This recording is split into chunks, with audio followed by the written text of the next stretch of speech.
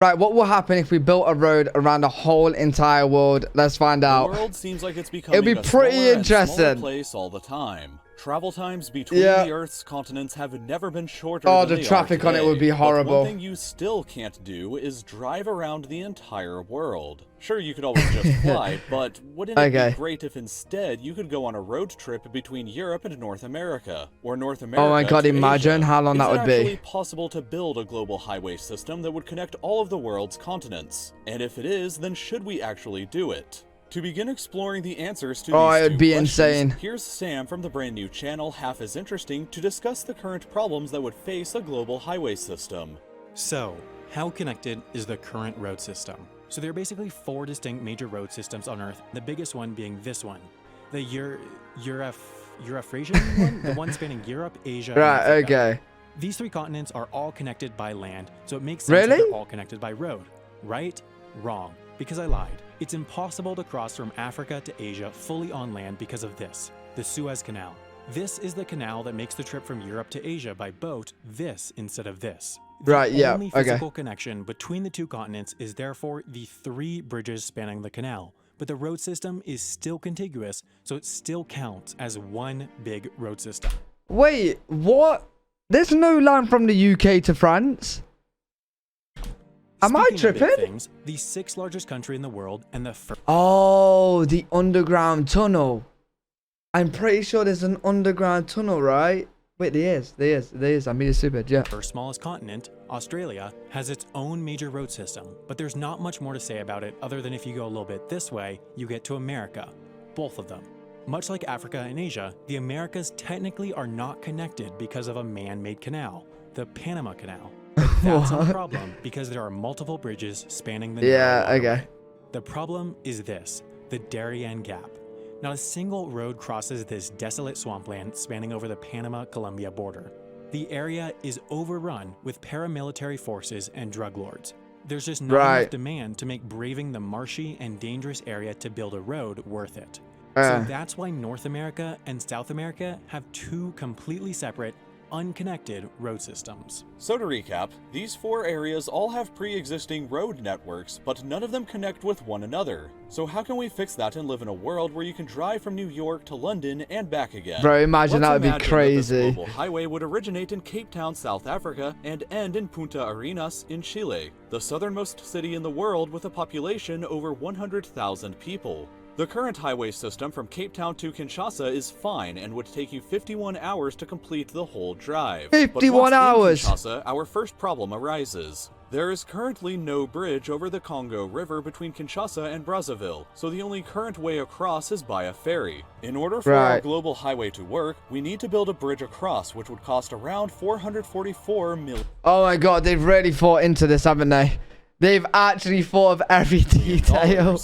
Assuming that it's built, the drive from Brazzaville to Adalia in Morocco can continue just fine with existing highways. The total driving time across all of Africa so far stands at 7 days and 6 hours. Oh my god. Here we encounter one of the largest problems to our global highway, the Mediterranean Sea. Luckily, at this point, though, the sea separates Morocco from Spain by only 14 kilometers. But it's not the length that's the problem, it's the depth of the water, which is up to 900 meters deep at some parts. It would be a gigantic... Wait, how is that the biggest problem when we gotta build from America to... Oh, wait, we're gonna go all the way around. So, from the UK... So, wait, no, because they want to get it from America to UK, right?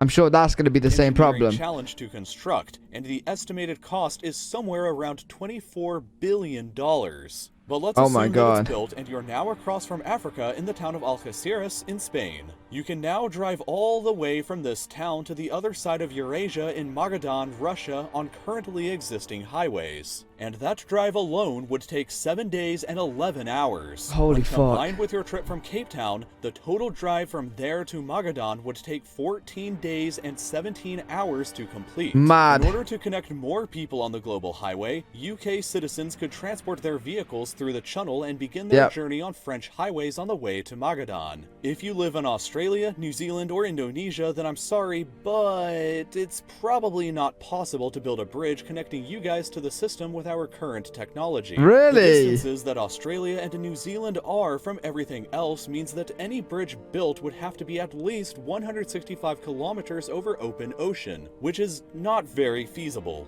So basically, if the rest of the system is built, if you're living just about anywhere in Eurasia, you would be able to drive to Magadan. But getting from there to North America is perhaps the greatest challenge that the system faces. This is a map of the Russian highway system, and as you notice, this entire area here is full of nothing. Over 2,000 kilometers of brand new highways would have to be built through this vast and freezing land to connect to the small village of You know what? I actually forgot how close Russia is to the United States.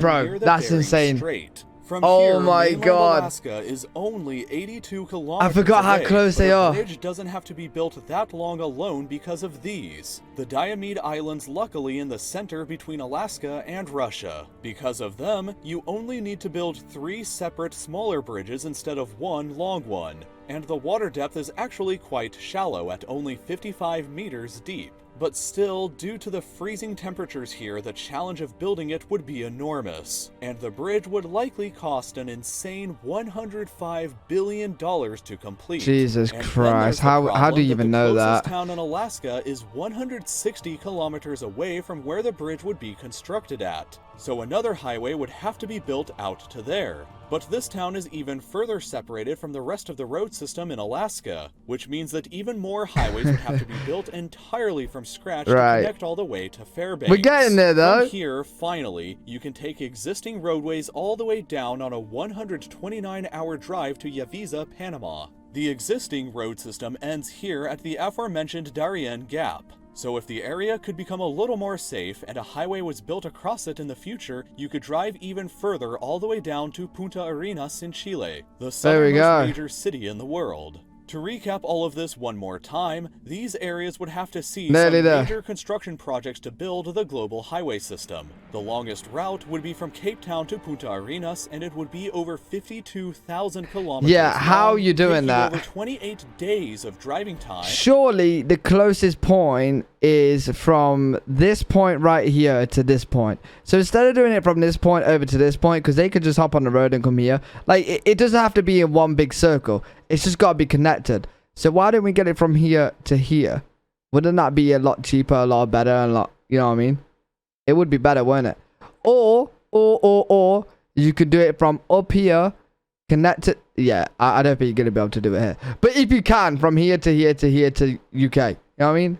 That's a little bit better. The entire system would likely cost at least $233 billion to build. That's a little over 1% of the United States' GDP, or about 38% of what the United States military spends in one full year. That may not seem like very much until you remember, you could always just fly from Cape Town to Punta Arenas for about $2,000, and it would only take you about 27 hours instead of 675 It's $2,000? So this video was done in a collaboration with the new channel Half As Mad. Right, okay, that was a really good video. I enjoyed that one. It was quite interesting to know how much it would come out to, and even if we could do it, you know, maybe one day in the future. If you guys did enjoy, make sure you do drop a thumbs up, and if you do like the content, then if you could subscribe, that would mean the world. And I'll see you guys in the next video.